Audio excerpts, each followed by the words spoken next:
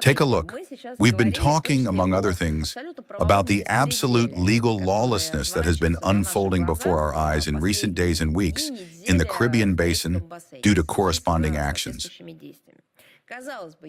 You would think the European Union, of all places, could show its principles, its persistence in implementing international law, its self-appointed role as the overseer of everything and everyone, and speak out on how maritime navigation should be conducted based on maritime law directly in the Caribbean basin. On December 15th, the European Union adopted another declaration entitled The Full Engagement of International Maritime Law in Connection with Threats from, you'll probably think from the United States of America and the Caribbean, but no. From the shadow fleet and the need to protect critical underwater infrastructure. As you understand, of course, this refers to our country. That is, the direct threat which no one in Washington hides and which is officially declared from high rostrums and at the expert level regarding the desire and intention to take concrete steps to exert pressure, including in the waters of the Caribbean basin on Venezuela. The European Union does not see any of this. It is busy. What is it busy with? It, of course, is busy with maritime law, but not in the context of the rights of Venezuela as a sovereign state, rather in the context of fighting some shadow fleet that is unclear to anyone, neither in theory nor in practice. At the same time, no connection with a full-fledged analysis of the norms of international maritime law and their applicability to particular circumstances can be traced in this declaration. The document is yet another attempt by Europeans to pull legal norms to fit their own illegitimate actions. As you understand, not only is the term shadow fleet used, a term that does not exist in international law, but it is also used differently in different situations.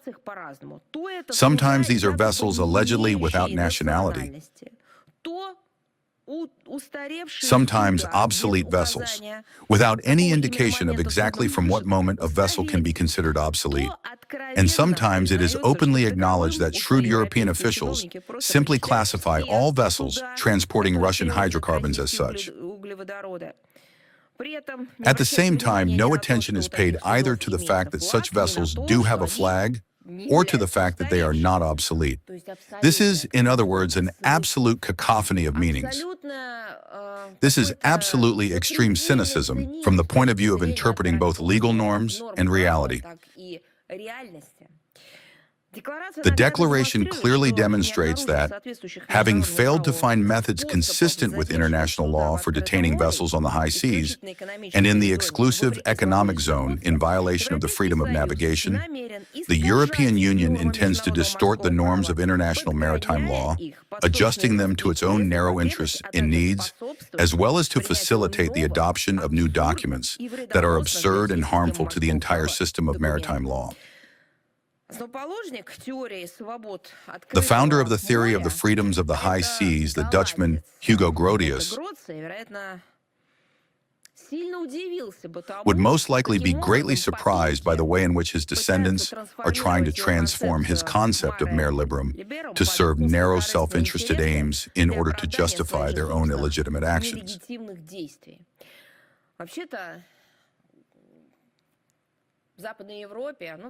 Actually, in Western Europe, in particular in Italy, conferences on various issues are regularly held, including those related to maritime law.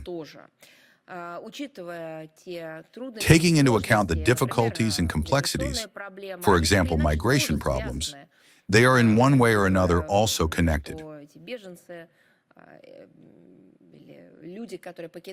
Given that refugees leaving the territory of North Africa make their way to Western Europe by sea via the Mediterranean Sea, the topic of international maritime law is inevitably touched upon.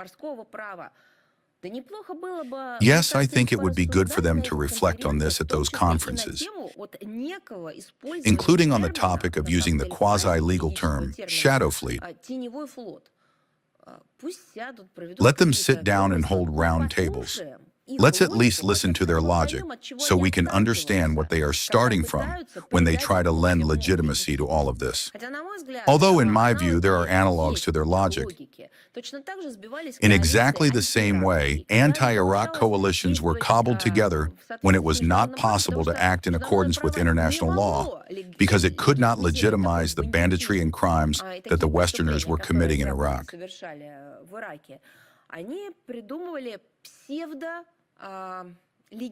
They invented certain pseudo-legitimate coalitions and went around international law, but with an attempt to legitimize themselves.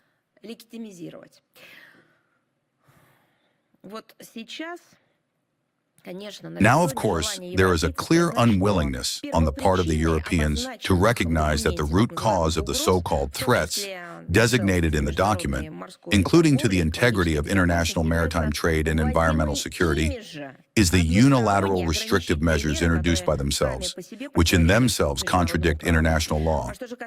As for the message about protecting critical underwater infrastructure and cooperation in this area, in particular within the framework of investigating incidents, our country fully supports this proposal. We are ready to immediately begin a joint international investigation of the terrorist attacks on the Nord Streams.